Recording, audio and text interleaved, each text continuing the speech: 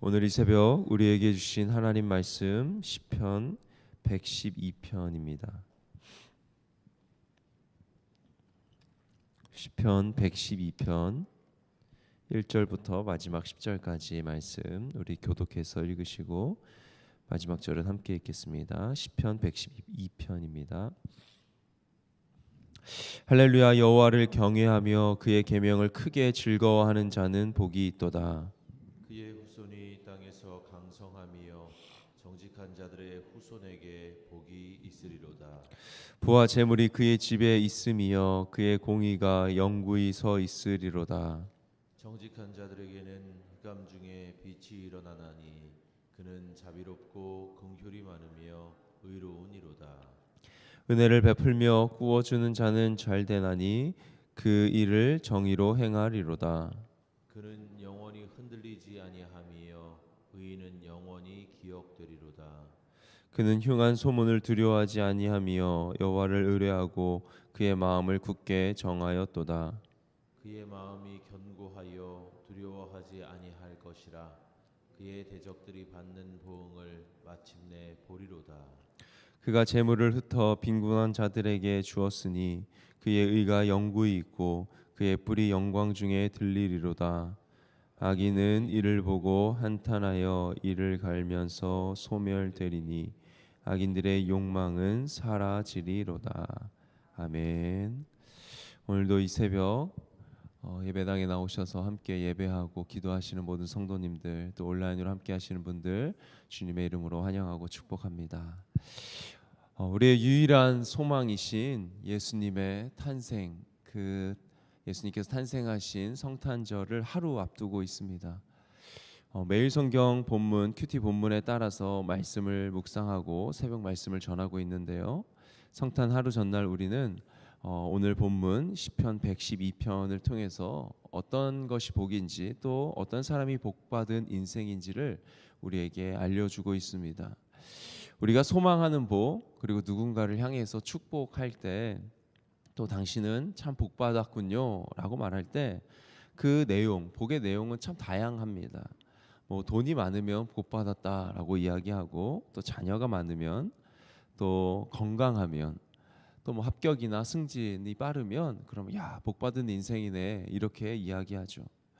그리고 우리는 이러한 자들을 잘 산다라고도 표현합니다. 그 집 참 잘 살아 이렇게 할 때는 그 집의 분위기라든지 아니면 가족 간의 관계라든지 이런 것보다도 그 집이 어떤 집에 사는지, 어떤 차를 가지고 있는지, 연봉이 얼마인지 이런 것들을 좀 따지기 쉽습니다. 우리가 이 땅을 살아갈 때 100세 시대라 말하는 이때 정말 짧은 우리의 100년의 삶인데 이러한 것들이 복이 될 수 있습니다. 100세 살아가면서 복이 될 수 있죠. 복이라 여겨질 수 있습니다. 그런데 이러한 조건들, 이러한 것들이 우리 눈에 보이고 손에 잡히는 것들이 진정한 복이냐라고 말할 때 우리는 의문을 한번 가져봐야 됩니다. 왜냐하면 성경에서 계속해서 우리에게 질문해 오기 때문입니다. 당신에게는 진짜 복이 무엇입니까? 당신의 삶의 행복은 무엇입니까? 무엇이 당신에게 기쁨을 줍니까? 라고 질문해 옵니다. 일타 스캔들이라는 드라마가 있습니다.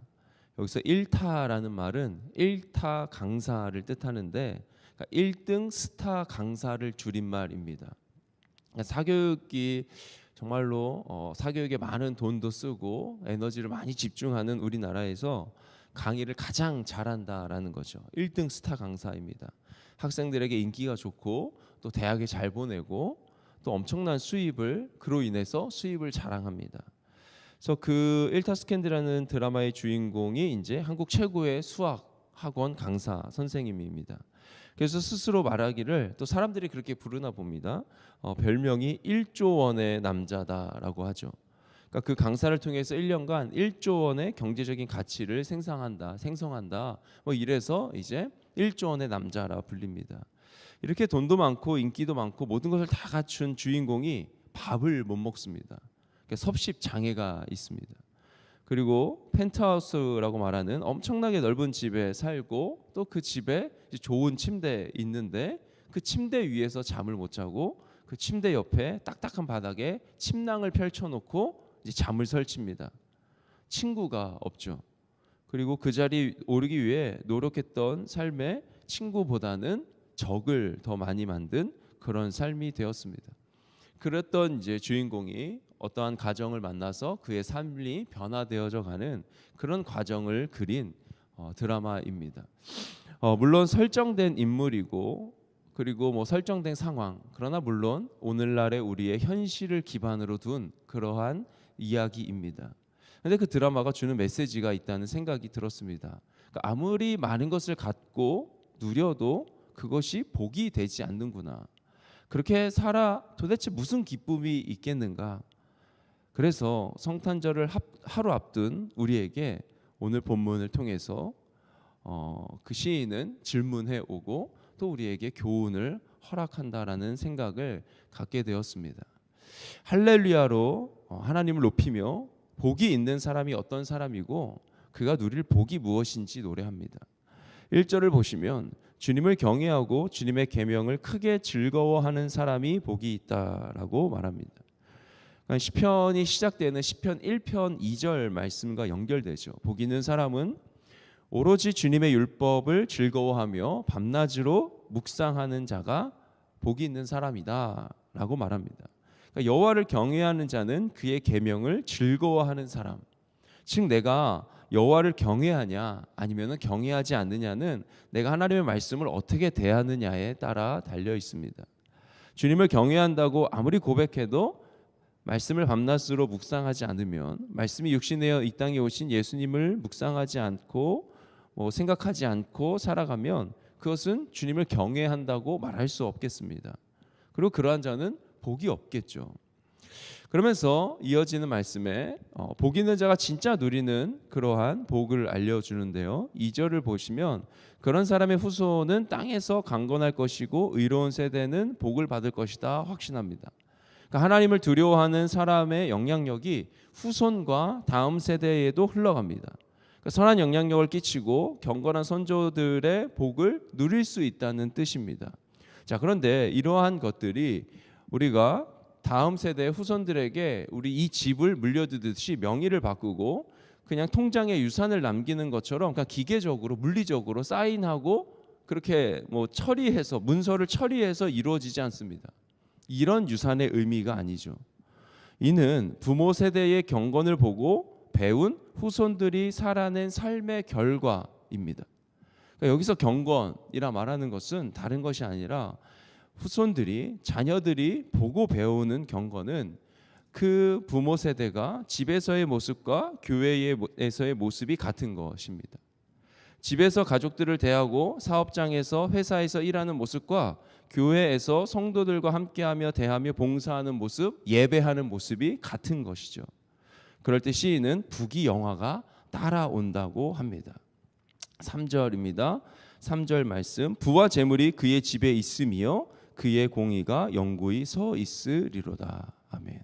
공의가 영구히 서 있다는 것을 세번역 성경에서는 그의 의로움은 영원토록 칭찬받을 것이다 라고 번역합니다. 즉 여호와를 경외하는 사람이 곧 의인이고 그는 충분한 재산을 받아 누립니다. 마치 경건함과 의로움이 기계적으로 연결된 것처럼 보이는데요. 중요한 것은 그렇게 충분히 받아 누리는 부와 재물을 어디에 사용하느냐입니다. 그걸 가지고 어떤 태도로 살아가냐라는 것이죠. 그의 의로움이 영원토록 칭찬받으려면 그 부와 재물이 자신에게만 머물러 있으면 안 됩니다. 가난한 자들에게, 주변 사람들에게로 향해야 하겠죠. 의로운 자들은 하나님이 선물로 주신 경제적인 복을 자기만의 것으로 생각하지 않는, 함께 나눠야 하는 것을 복으로 여기는 자들입니다. 그래서 오늘 본문 9절을 보시면 그가 재물을 흩어 빈곤한 자들에게 주었으니 라는 말씀이 있습니다. 그러니까 여기서 흩어라는 단어는 뿔뿔이 흩어서 가난한 자들에게 주었다라는 것인데, 이 말은 가난한 자들을 위해서 자기 자신을 낭비하듯 써버렸다라는 뜻입니다. 그러니까 의인은 많은 재산이 있다면 가난한 자들을 위해 낭비할 줄 압니다. 가난한 자들을 위한 거룩한 낭비죠. 자, 이어서 다시 앞에 4절 5절 말씀을 보시면 여호와를 경외하는 의인의 긍휼과 정의에 대한 내용이 이어집니다. 시인은 정직한 자들을 언급합니다. 정직은 사실상 여호와를 경외하는 자가 드러내는 삶에서의 생활 모습입니다. 따라서 정직한 자들에게는 어둠 속에서도 빛이 비치는데요. 물론 의인이라고 정직한 삶을 살았다고 해서 자연 재해와 같은 또 이 땅을 살아가면서 만나는 그런 다양한 문제 속에서 완전히 고통 속에서 완전히 자유로울 수는 없습니다.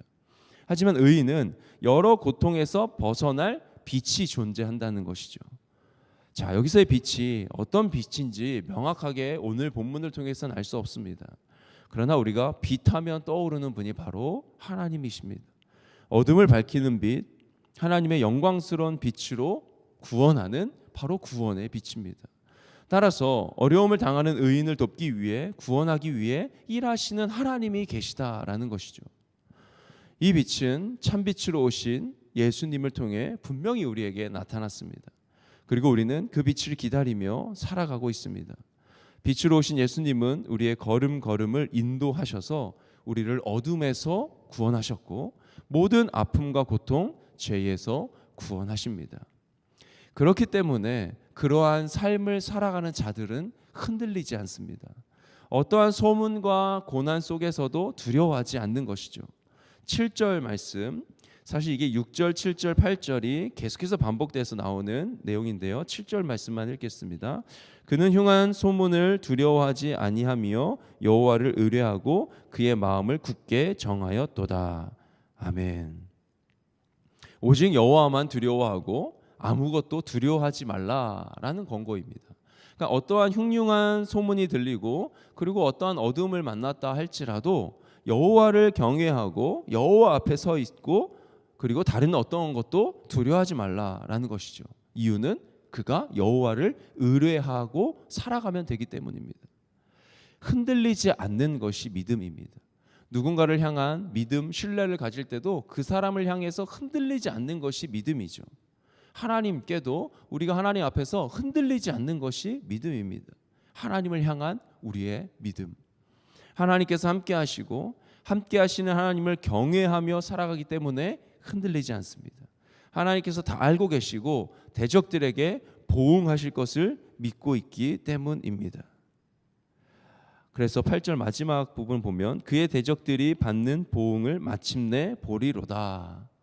하나님께서 이렇게 행하심을 믿고 하루하루 살아가는 것입니다. 세상은 어두워도 자비롭고 긍휼 많은 의로운 사람을 그냥 내버려 두지 않으시는 그 어둠 속에서도 빛을 비추시는 바로 하나님이십니다. 사랑하는 성도님들, 그 빛으로 오신 예수 그리스도 이제 탄생하신 그날을 우리가 내일 기쁨으로 하나님을 찬양하고 또 더 나아가 우리 주변의 사람들에게 그 예수님의 기쁨을 빛을 알릴 것입니다. 그 빛으로 인해 하나님은 우리를 붙잡고 계시고 내버려 두지 않으시고 늘 좋은 것을 허락하시는 분이십니다. 우리 그 하나님을 신뢰하며 오늘 하루도 주님 안에서 승리하는 그러한 우리의 삶이 되기를 주님의 이름으로 축복합니다. 기도하겠습니다. 살아계신 하나님 참으로 감사합니다. 성탄을 하루 앞둔 이 새벽 우리에게 귀한 말씀을 허락하시니 진심으로 감사를 드립니다. 하나님, 여호와를 경외함으로 날마다 주님 앞에만 무릎 꿇고 주님을 두려워함으로 나아가는 우리 모든 아연의 성도님들의 삶이 되게 하여 주시옵소서. 추운 겨울을 지내고 있습니다. 하나님, 우리를 보호하여 주시고 또 우리가 지혜롭게 건강 관리하며 하루하루 살아갈 수 있도록 인도하여 주시고 이끌어 주시옵소서. 갑작스러운 가족의 죽음 앞에 장례를 치르는 가정이 있습니다. 하나님, 그 가정 기억하여 주시고 하나님의 위로와 하나님의 참된 은혜와 복을 온전히 허락하여 주시옵소서. 감사합니다. 주님, 오늘 하루도 우리와 늘 함께 하시고 가장 좋은 것을 허락하시는 하나님을 신뢰하고 그 하나님을 믿는 믿음으로 살아가길 간절히 소망하며 살아계신 예수님의 이름으로 기도드립니다. 아멘. 하늘에 계신 우리 아버지여, 이름이 거룩히 여김을 받으시오며 나라가 임하시오며 뜻이 하늘에서 이루어진 것 같이 땅에서도 이루어지이다. 오늘 우리에게 일용할 양식을 주시옵고 우리가 우리에게 죄 지은 자를 사하여 준 것 같이 우리 죄를 사하여 주시옵고 우리를 시험에 들게 하지 마시옵고 다만 악에서 구하시옵소서. 나라와 권세와 영광이 아버지께 영원히 있사옵나이다. 아멘.